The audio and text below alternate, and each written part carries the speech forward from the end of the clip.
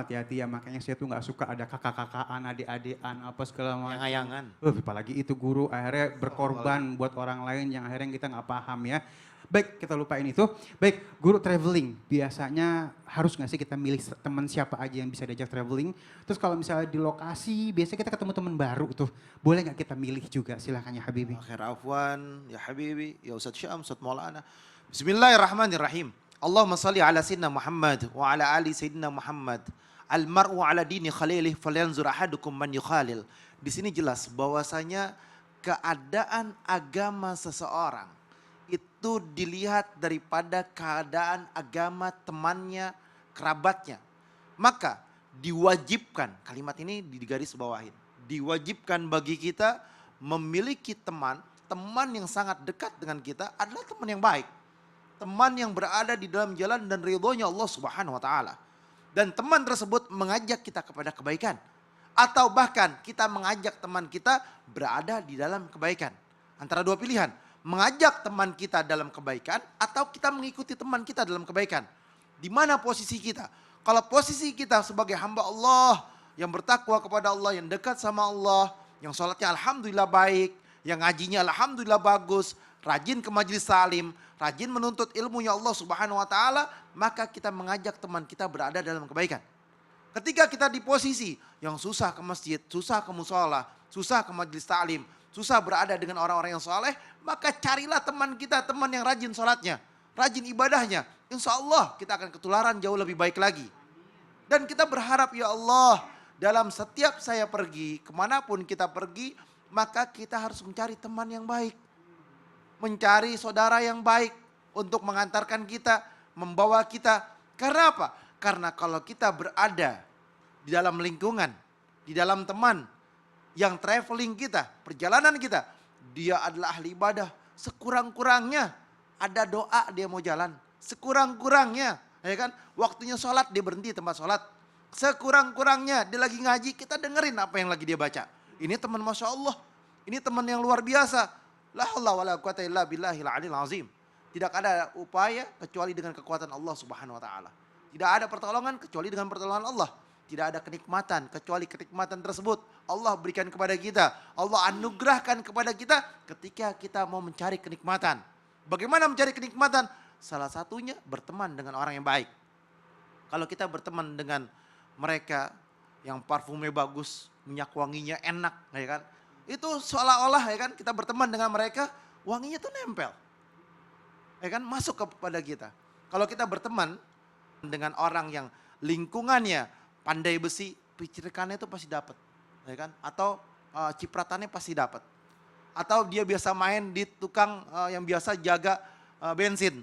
Ya kan? Mau tongkrong di situ bawa bensin pulang. Benar gak? Sampai rumah pulang bawa bensin.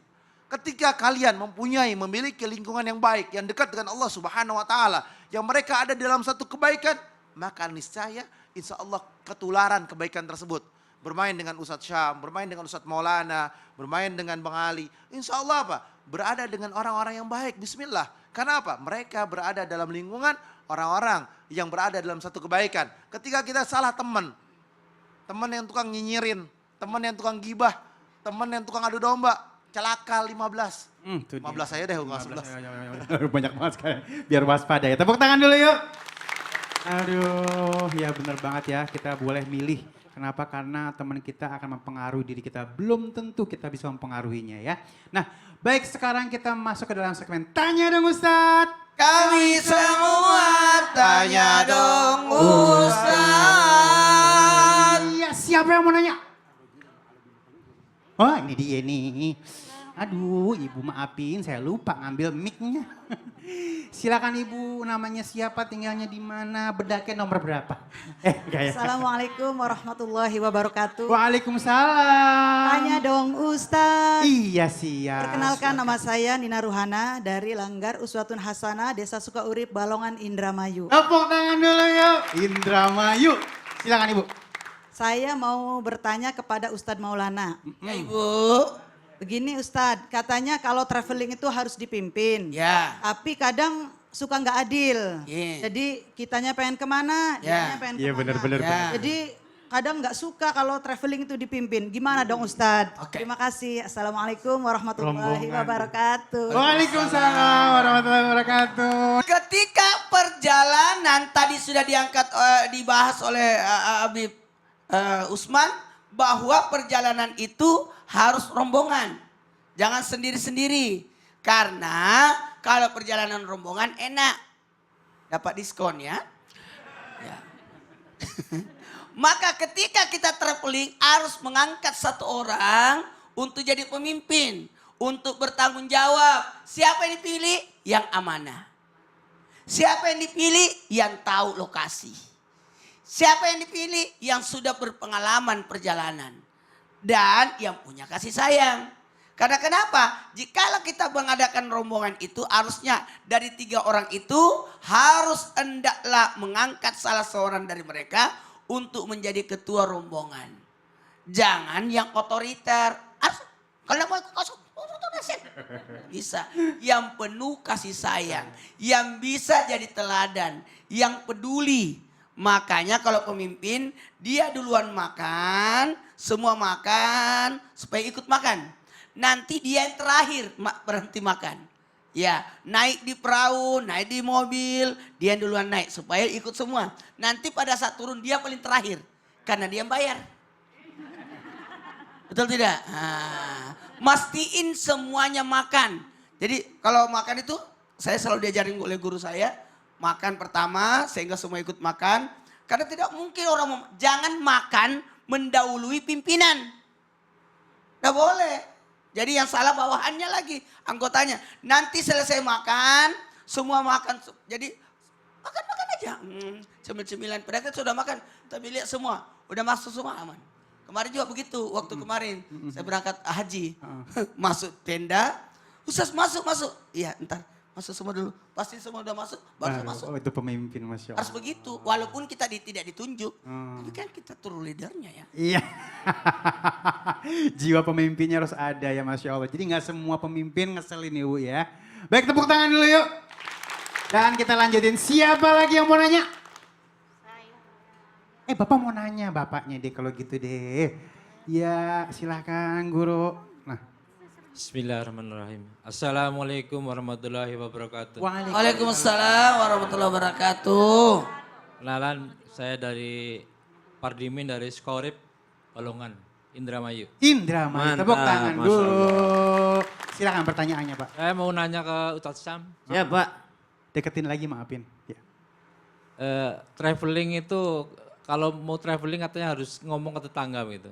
Oh. Tapi masalahnya kan kalau kita ngomong nanti dikira sirik gitu. Iya. Mau pergi harus ngomong cerita Ngomong-ngomong. gitu. Iya, oke. Gimana itu Pak Ustadz? Iya. Ya Pak. Jadi kalau misalnya mau pergi harus ngomong sama tetangga. Oke. Nah kalau misalnya kagak nanti kan disangkanya kita sombong atau sirik gitu ya. Baik, silakan. Oke. Thank you Bapak. Iya. Bismillahirrahmanirrahim. Tapi guru-guru kami Habib Usman, Ustadz Maulana, Bang Ali, jamaah di rumah, jamaah di studio. Al-Quran surah An-Nur ayat 62. أعوذ بالله من الشيطان الرجيم إنما المؤمنون الذين آمنوا بالله ورسوله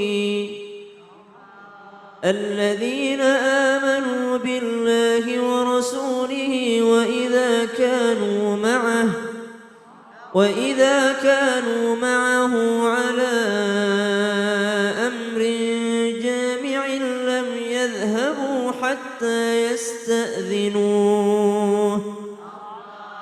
إن الذين يستأذنونك أولئك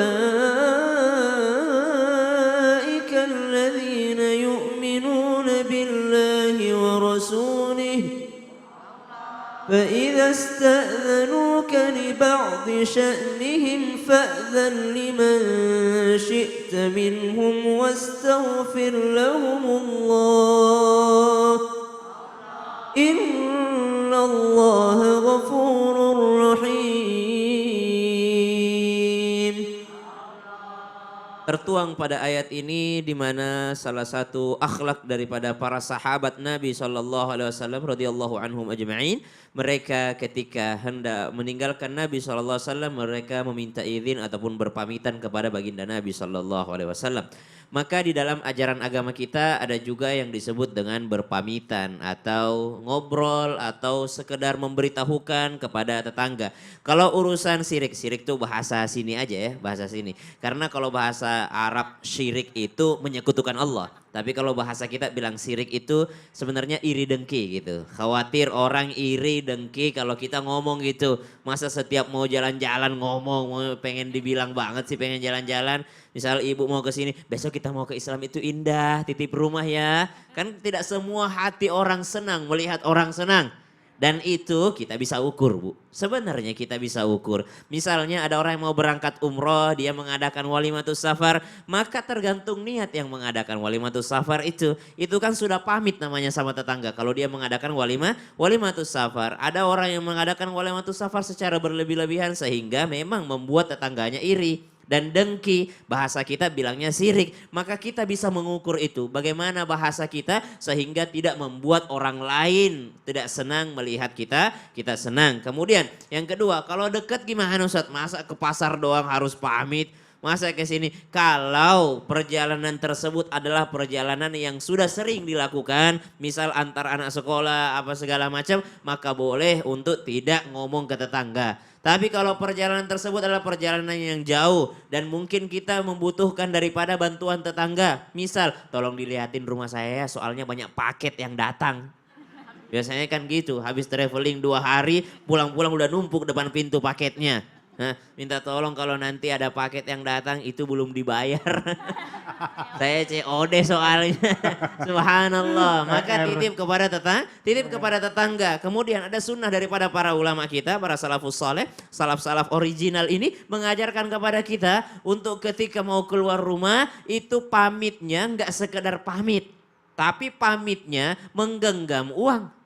Pamitnya menggenggam harta, menggenggam makanan. Maksudnya apa? Ketika engkau keluar rumah, maka salah satu sunnahnya engkau genggamlah uang 20.000 kah, 50.000 kah, 10.000 kah. Untuk apa? Sekedar engkau ketika melewati orang yang misalnya membutuhkan, maka engkau kasih dia, apalagi dia adalah tetangga, security komplek misalnya, ambil uang tersebut, kau keluar rumah, kau genggam uang itu, kau kasih dia, lalu niatkan, ya Allah perjalanan ini banyak azabnya, perjalanan ini banyak susahnya, belum tentu aku selamat dari perjalanan, maka berkahnya sedekahku ini selamatkan aku dari perjalanan. Amin. Itu yang dimaksud pamit dengan orang-orang sekitar. Bukan hanya sekedar jalan dulu ya, kita mau ke Islam itu enggak, bukan. Tapi nitip itu, pamit itu sekaligus bersedekah supaya didoakan keselamatan dalam perjalanannya. Orang dalam perjalanan doanya diterima. Tapi orang yang melihat orang dalam perjalanan juga bisa jadi diterima sama Allah. Maka minta doanya orang-orang yang kita tinggalkan dan titip apa yang mesti kita titip. Misal diingetin, nanti ingetin kalau misalnya hujan atau apa rumah saya sering bocor, kasih tahu segala macam. Allah taala alam. Artinya di sini pentingnya tetangga itu bagian dari keluarga. Betul. Karena nggak mungkin dia bisa pamit kalau dia musuhan sama tetangganya. Yes, baik. Tepuk tangan dulu yuk. Dan baik kita lanjutin lagi. Siapa yang mau nanya lagi? Ayo. Yang ini entar aja ke ini. Ini dia nih. Udah ngangkat, godek saya gitu ya. Keren Ibu. Masya Allah. Silakan. Assalamualaikum warahmatullahi wabarakatuh. Waalaikumsalam warahmatullahi wabarakatuh. Tanya dong Ustaz. Kami semua tanya dong. Ustaz. Penyanyi nih kayaknya nih. Masya Allah, cincinnya gede banget Bu. Izin memperkenalkan diri, saya Iha Fariha dari Majelis Taklim Langgar Uswatun Hasanah, Sukaurip Balongan Indramayu. Tepuk tangan dulu yuk. Silakan Umi. Saya mau tanya ke Habib Usman. Boleh, silakan. Izin Bib, katanya kalau mau liburan itu harus nulis surat wasiat Nah. agar dapat pahala. Iya. Tapi kok saya malah takut ya Bib. Bukannya mau senang-senang, malah mikirin wasiat. Baik. Terima kasih. Terima kasih. Assalamualaikum warahmatullahi wabarakatuh. Assalamualaikum warahmatullahi wabarakatuh. Ya tapi juga saya juga sering kok ya kalau misalnya mau pergi jauh tuh ya. Bib ilmunya silakan. Ya akhir afwan, ya Habibi, ya Ustaz Syam, ya Ustaz Maulana. Bismillahirrahmanirrahim. Allahumma salli ala Sayyidina Muhammad Allahumma salli wa ala ali Sayyidina Muhammad. Tadi yang disampaikan Ustaz Syam, Masya Allah.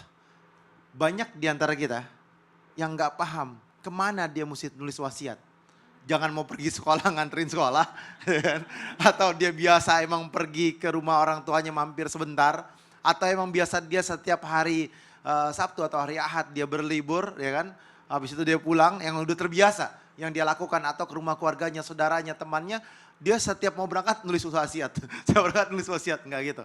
Perjalanan yang lebih dari 3-4 hari yang jaraknya jauh. Itu disunnahkan. Ada kalimatnya gini. Disunahkan untuk memberikan wasiat kepada keluarganya. Kita kan nggak tahu. Yang pertama, hutangnya banyak. Tadi kalimat Ustaz Sam tuh, COD-an. COD-annya banyak. Kalau COD-an kan berarti kan bayar di tempat. Ya kan? Hutangnya banyak. Oh ada hutangnya misalkan 5 juta, 10 juta dia tulis. Saya punya hutang sama si fulan. Saya punya hutang sama paman saya punya hutang sama bibi saya punya hutang sama keluarga saya punya ini, tanggungannya seperti ini. Dijelaskan. Itu dibolehkan dalam syariat. Karena apa? Kullu nafsin dha'iqatul maut. Setiap yang bernapas pasti akan mati. Siapapun pasti akan dicabut nyawa oleh Allah Subhanahu wa taala. Allah Subhanahu wa taala berfirman di dalam Al-Qur'an, "Wa ma tadri nafsun madza taksibu ghadan." Tidak seorang pun mengetahui apa yang terjadi pada hari esok. Dan dia juga nggak tahu apa yang akan diusahakan pada esok hari. Apa yang dia lakukan esok hari nggak tahu. Karena besok hari adalah urusan Allah. Bukan urusan makhluk. Besok yang terjadi itu kehendak Allah. Ada di dalam qadha dan qadarnya Allah Subhanahu wa taala. Ketika menjadi hamba Allah Subhanahu wa taala, memahami bahwasanya ya Allah saya besok mau berangkat kurang lebih 3-4 hari. Saya mau berangkat misalkan umroh atau mau kemana. Saya takut ya Allah, ya kan? Saya belum menunaikan daripada hak dan kewajiban saya. Saya belum menyelesaikan urusan saya dengan manusia yang lain. Karena saya masih punya hutang, saya masih punya janji, saya masih punya ini, itu dan lain sebagainya. Maka dipenuhilah daripada janji tersebut ataupun hutang tersebut dengan berwasiat. Kalau saya meninggal dunia, saya punya uang di tabungan, maka gunakan uang tabungan ini untuk bayar hutang. Ini sesuai dengan syariat. Wa ma tadri nafsun bi ayyi ardi tamut. Kita juga nggak tahu di bumi mana kita akan dicabut nyawa oleh Allah Subhanahu wa taala. Kita nggak tahu juga di mana kita akan meninggal. Ketika kita memberikan wasiat, ketika kita memberikan cerita terhadap keluarga kita, saudara kita, teman kita, besok nih saya mau pergi, saya takut-takut. Ingetin ya kan, sama keluarga saya, saudara saya, bahwasanya saya masih punya tanggungan. Saya masih punya ini. Dan juga saya punya anak nih 3 nih. Adabnya yang satu nih akhlaknya subhanallah Masya Allah. Yang salah satu ini maruk dengan harta gitu kan. Tolong dijagain. Saya udah didik, saya udah ajarin, saya udah nasihatin. Tolong bantu nasihatin. Ketika misalkan saya pulang ke rahmatullah, tetap bagian dia karena dia perempuan, dia tetap bagiannya adalah 1. Laki-laki 2. Diingetin. Pokoknya nasihatin dengan nasihat yang baik, pesan dengan pesan yang baik. Karena kita tidak tahu di bumi mana kita akan dicabut nyawa oleh Allah Subhanahu wa taala. Innallaha alimun khabir. Allah yang mengetahui, Allah yang maha mengetahui, Allah yang maha melihat, Allah yang maha mengenal hambanya, Allah yang maha mengerti, memahami hati manusia. Oleh karena itu, ketika kita berangkat jauh, lebih dari 3 hari, lebih dari 5 hari, bahkan seminggu, 2 minggu, 3 minggu, disunahkan memberikan wasiat kepada keluarga kita, saudara kita, anak kita untuk menjalankan daripada wasiatnya ketika kita pulang kembali dalam keadaan tidak bernyawa. Kita kan nggak tahu bumi mana kita akan dicabut. Kita mungkin liburan kemana atau berangkat kemana. Syukur-syukur kita berangkat lagi umroh, lagi sujud meninggal. Wah Masya Allah. Udah nggak dihitung lagi deh. Ya kan? Terima kasih Habibi. Baik, alhamdulillah luar biasa. Ini masih banyak lagi ilmu yang kita dapatkan ya. Dan ternyata memang banyak hal-hal yang mungkin kita baru mau kemana. Sebelah sini. Kita nggak kemana-mana Ibu. Bentar. Kan Agak kedengeran suaranya nih. Kita nggak tahu apa ngomongnya. Iya, kenapa Ibu? Bang Ali jalan-jalan. Saya nggak jalan-jalan Bu. Iya, gimana? saya masih di sini. Ya udah deh, kayak tanya aja. Oh iya udah boleh kalau nanya dah. Nah. Ya mau nanya apa? Ke Ustadz Maulana. Oh mau Pak Ustadz Ibu. Maulana. Ya. Ayo. kan sebelum traveling kita harus sholat. Ya. Iya. Terus sholatnya itu sesudah apa sebelum? Oh, sesudah atau sebelum? Terus Heeh. berapa rakaat dan Ya. bacaannya seperti apa gitu. Oke. Ih, bagus Sini Bu, ternyata ya. sini, kita jalan. Ikut, Eh, ikut Ibu, ikut. Coba lihat ke sana. Kita akan bahas sholatnya sebelum atau sesudah? Ya. Sesudah yang Sesudah. melewati ini. Jamaah, alhamdulillah. Ibu, Iya, dia mau.